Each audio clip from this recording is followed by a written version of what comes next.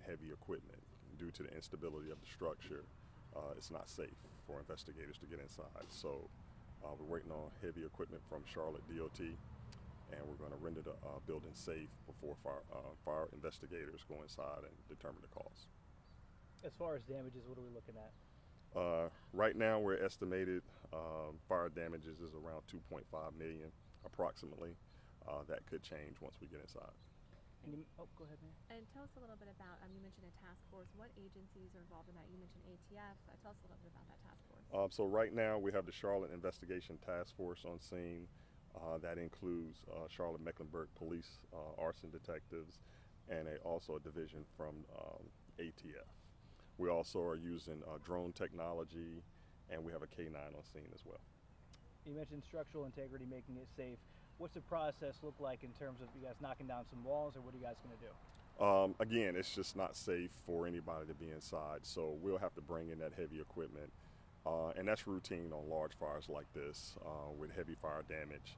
So we're going to bring that heavy equipment in and knock down some of the walls so they can get inside and do their jobs.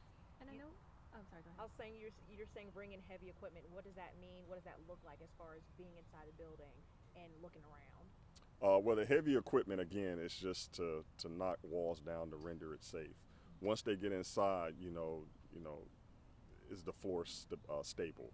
That's other things we need to consider when we're inside. So it's a slow process going inside, but we want to make sure the firefighters and the investigators are safe.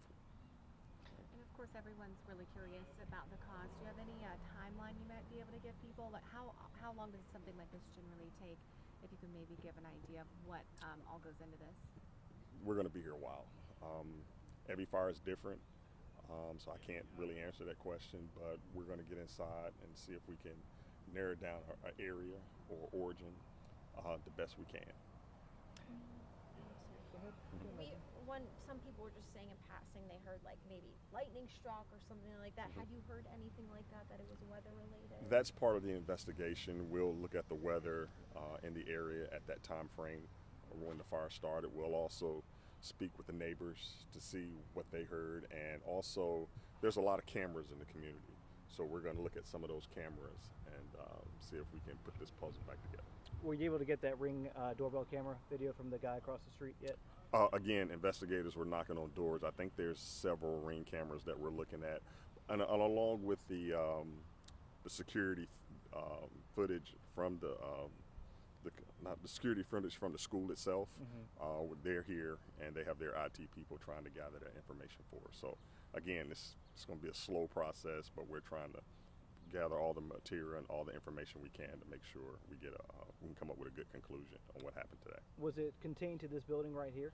Yes. Okay. Yes. We are looking at the surrounding buildings to see what damages, but again, insurance companies would make that call. And then my last one for you. Can you speak about how quickly Charlotte Fire responded, got this fire in control? I mean, 90 minutes to contain it to one building, that's impressive. So can you speak to your efforts? When firefighters arrived on scene, again, we had large volumes of fire. So there was no need for firefighters to go inside. We just used our equipment, our resources, our manpower, making sure we had a good patent water supply, and we was able to place trucks in strategic areas to keep the fire from spreading to adjacent buildings. And then at the same time, we wanted to make sure the firefighters are safe. Fair to say they did a good job? They did an excellent job. And a couple of neighbors had mentioned, people who lived really close, talking about hearing this loud, almost explosion-like sound.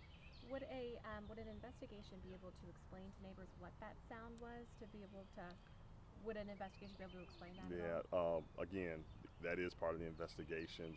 We're going to talk to those individuals, and then we have to see again what's inside the building that could have caused an explosion, and then there was a weather front that came through. We need to look at that as well. So we're going to put all that together and try to come up with a conclusion. All right. Cool. Any other questions? Y'all good? All right. Thank you, Cap. Thank you. Appreciate it. All right. Bye-bye. Thank you. Thank you.